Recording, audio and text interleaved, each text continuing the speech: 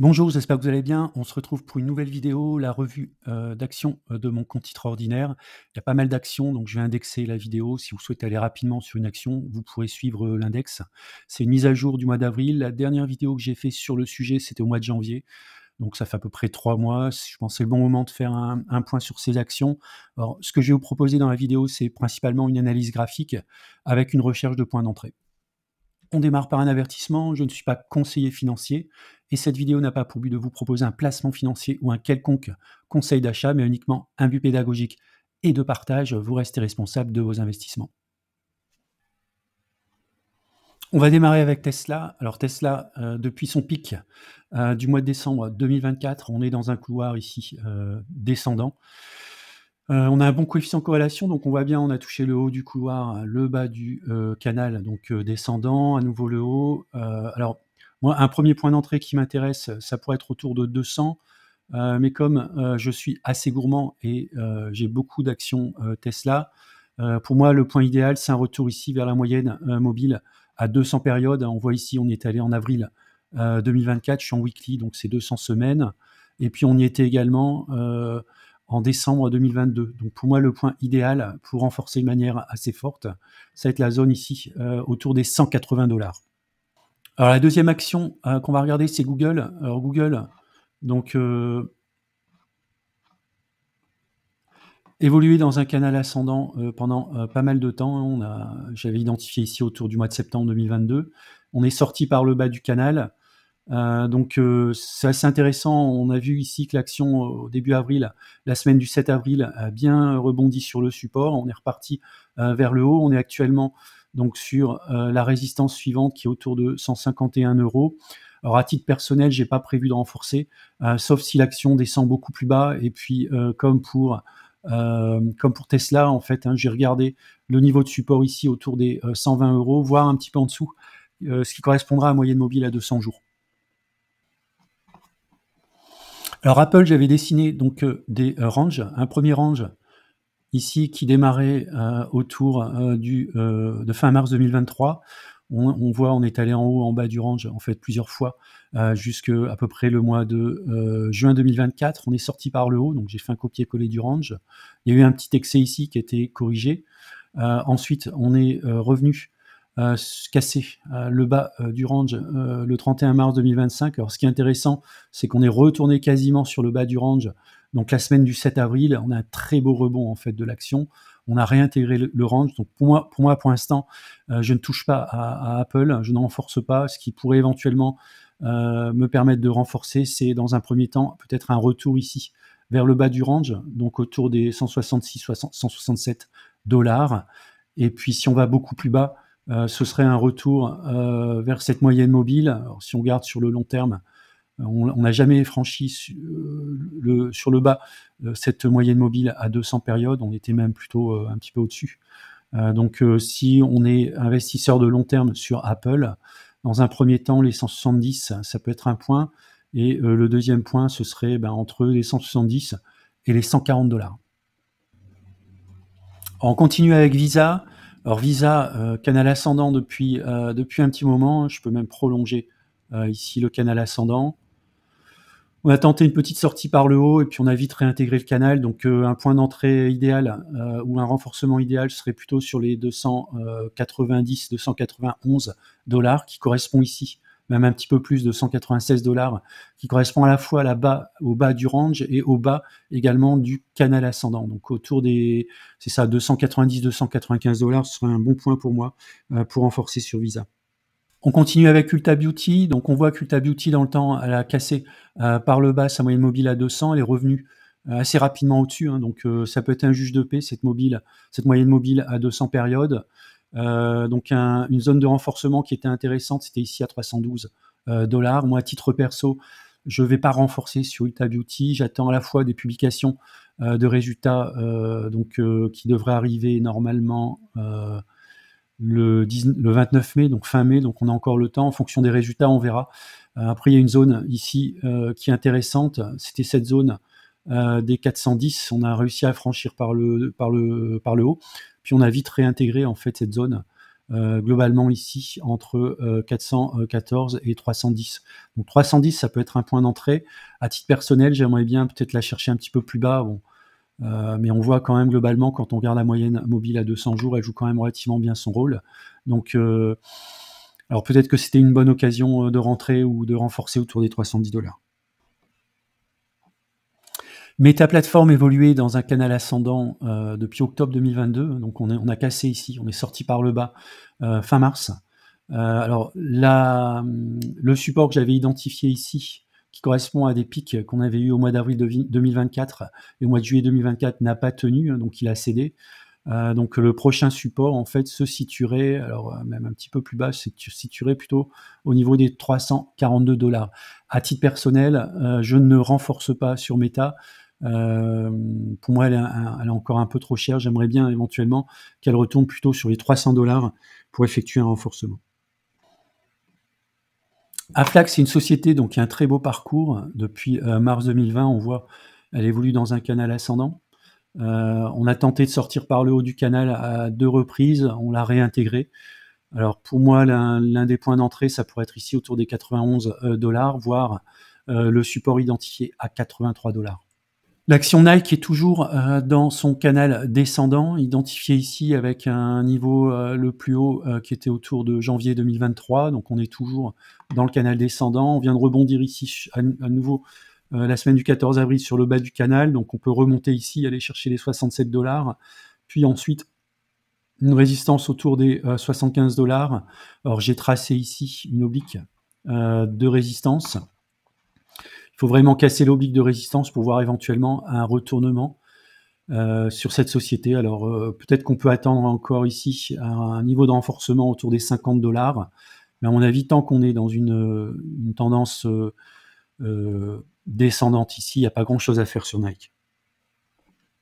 Si on regarde la société Broadcom, donc on voit qu'elle est sur une tendance ici ascendante. On a quasiment cassé le support ascendant ici, à ce niveau-là. La semaine du 7 avril, on s'est bien ressaisi. Donc on voit néanmoins que après avoir effectué un beau range sur l'année 2024, on est sorti par le haut, donc suite à des publications qui étaient excellentes en décembre 2024. Et puis ici, on a recassé donc le support des 180 $. On n'est pas allé sur le bas du range, qui correspond à un support à 130 $. On s'est bien ressaisi, mais on voit qu'à nouveau, maintenant, cette résistance, l'ancien support fait bien office de résistance. Donc, à titre personnel, je ne renforce pas. Éventuellement, un point d'entrée, ça pourrait être ici les 130 $, voire un niveau inférieur, avec en ligne de mire la moyenne mobile à 200 périodes, qui se situe autour des 80 $. Mastercard, c'est un peu comme Visa, hein. On a vraiment, depuis un petit moment, une très belle hausse. Depuis à peu près le mois d'août 2022, on est dans un canal haussier. On voit à plusieurs reprises, on a failli sortir du canal, mais on l'a très rapidement réintégré. On est également en weekly. Donc vous voyez la semaine où on est sorti du canal, mais généralement les semaines suivantes, il y avait un très beau rebond. Donc là, peut-être qu'on assiste à un rebond sur Mastercard. Alors il y avait peut-être un bon point d'entrée autour des 480 $. Donc là, on est reparti à la hausse sur Mastercard. L'action Fortinet a évolué dans un range depuis le mois de mai 2021 jusqu'au mois de novembre 2024. On est sorti par le haut. Donc pareil, c'était sur une très bonne publication. Donc on pourrait tout à fait dupliquer le range.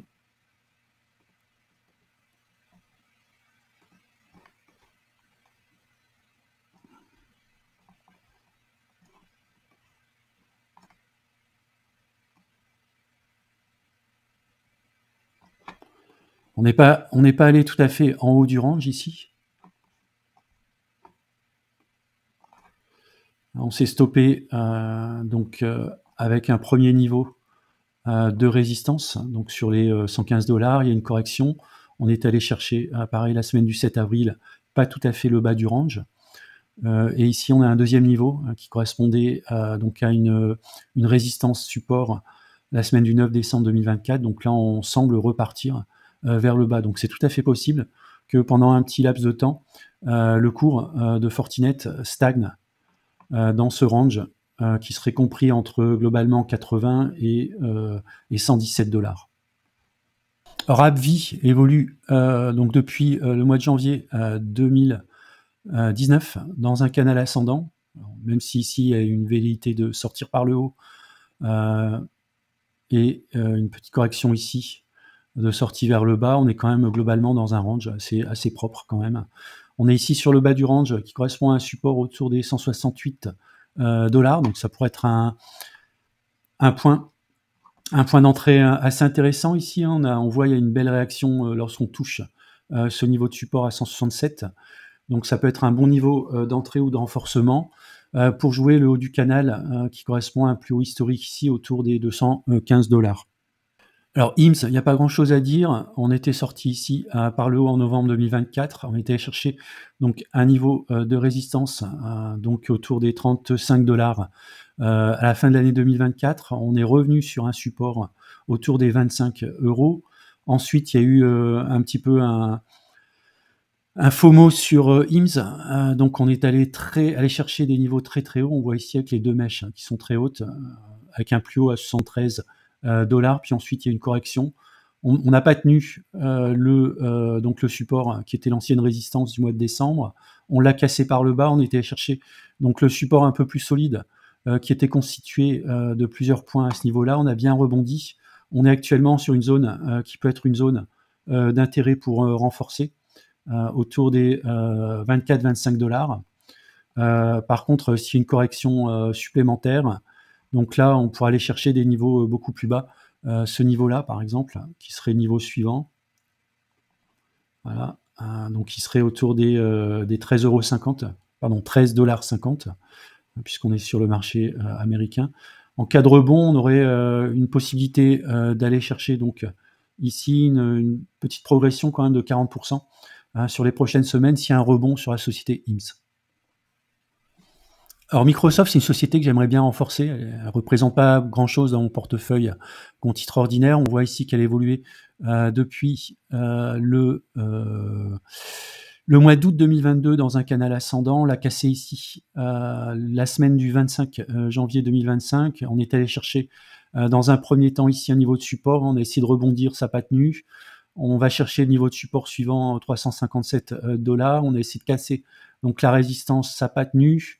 Donc on retourne ici, on est en phase de retourner vers le niveau de support des 347. Moi, à titre personnel, j'aimerais bien aller chercher Microsoft beaucoup plus bas, notamment dans une zone comprise entre 270 et 310 $. Pour moi, ce serait une zone ici idéale pour renforcer l'action Microsoft. Cloud Technology, donc c'est une société qui a une forte volatilité. On voit ici, alors il y a eu une très forte hausse entre le mois d'octobre 2023 et le pic atteint en mars 2024. On a fait globalement, on a fait du 450%. Depuis, il y a une consolidation. On évolue ici dans un canal. Alors, c'est pas un canal en fait, c'est un biseau descendant. On a rebondi une première fois sur le bas du biseau en septembre 2024. On est reparti à la hausse jusqu'en novembre 2024. Ensuite, une nouvelle correction pour se retrouver la semaine du 7 avril 2025 sur le bas du biseau qui joue son rôle. Donc là, à ce niveau-là, on ne sait pas trop par où on va sortir. Pour moi, graphiquement, un point de sortie par le haut, ce serait d'aller chercher ici, par exemple, un point autour des 14 $ avec une sortie vers le haut. Et puis, si on a une sortie vers le bas, on a un support assez important qui se situe autour des 8 $. Et ensuite, il faudra aller chercher beaucoup plus bas.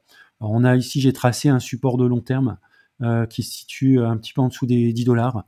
Donc, pour moi, le schéma idéal, en fait, ce serait celui-ci. Voilà, ce serait un petit rebond comme ça. Voilà, et puis un départ vers le haut. Oups.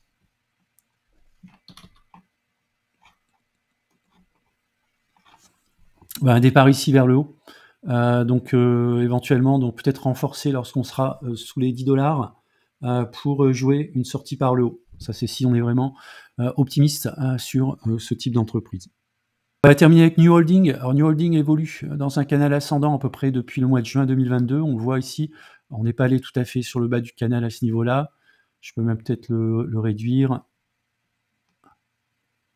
Voilà, on a ici, on a le haut du canal, le bas du canal, le haut du canal qui a été touché à plusieurs fois. Et puis on est sorti par le bas, on était chercher un support ici autour des 10 $. On a essayé de rebondir vers la résistance suivante des 14 $.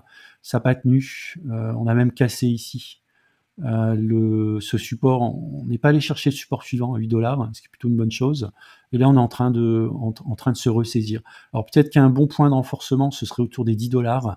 Si on veut viser donc le retour sur le support suivant, on aurait potentiellement une hausse de 40%. Voilà, c'est la fin de la vidéo. Je vous remercie de l'avoir regardée. N'hésitez pas à mettre un commentaire si vous le souhaitez. Et puis je vous dis à bientôt pour une prochaine vidéo.